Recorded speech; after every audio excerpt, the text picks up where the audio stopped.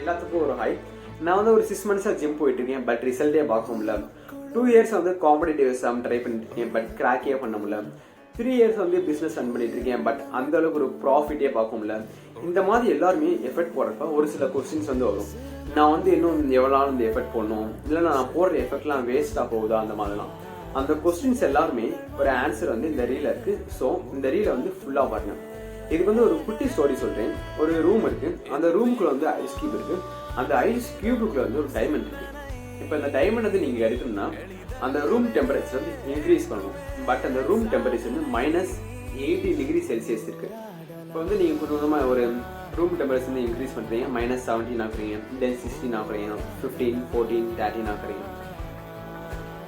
32 ஆகுறப்ப கரெக்டாக அந்த ice cube வந்து மெல்ட் ஆகுது.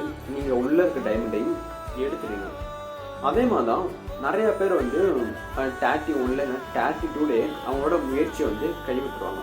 இப்போ வந்து மாரல் ஆஃப் த ஸ்டோரி என்னன்னா, it's not over until you win.